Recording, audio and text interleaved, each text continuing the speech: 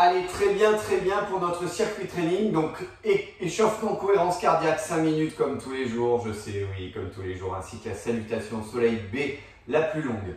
Ensuite, on va avoir un enchaînement push-up, tuck crunches, gainage postérieur et air squat. Attention, c'est relativement simple à comprendre, mais c'est long et fastidieux à faire. Pour les push-ups, on commence par 5, 10, 15, 20.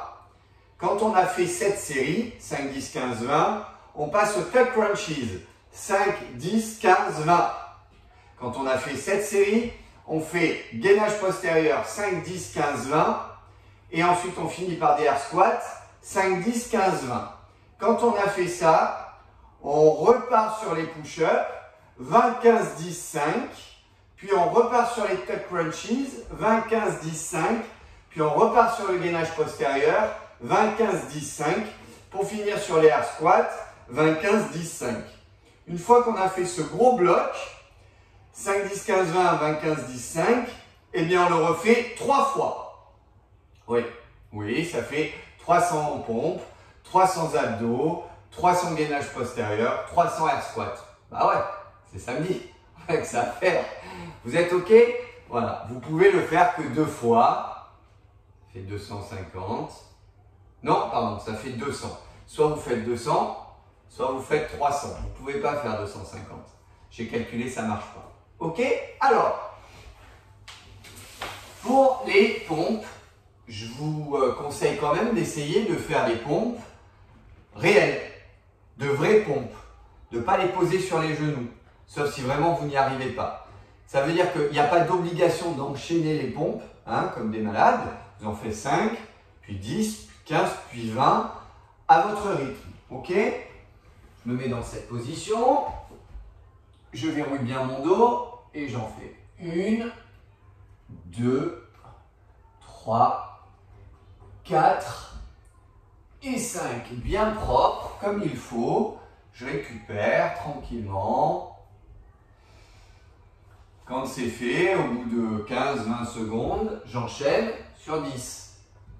1, 2, 3, 4, 5, 6, 7, 8, 9 et 10. D'accord? Ensuite, je récupère, j'en fais 15, puis 20. Une fois que j'ai fait ce bloc-là, je passe de suite au tuck crunches. Alors, je vous rappelle que les tuck crunches, ce qui est important, c'est de bien verrouiller pieds et genoux, ok? D'avoir les bras tendus et d'aller poser les omoplates au sol. Donc, je suis dans cette position. Je pars comme ça. 1, 2, 3, 4, 5. Quand vous en avez fait 5, vous attendez, vous récupérez, vous vous mettez dans une position relativement cool. Et puis vous partez pour 10. 1, 2, 3, 4, 5, 6, 7, 8, 9 et 10. Puis 15, puis 20. Une fois que vous avez fait la série de 20, vous passez au gainage postérieur. On l'a déjà vu plusieurs fois. Gainage postérieur. Je me mets dans cette position. Je vais venir ici m'allonger. OK. Quand je suis là, je verrouille mes pieds, je les lève. Je viens ici et là, 1, 2, mes omoplates doivent venir toucher. 3, 4 et 5.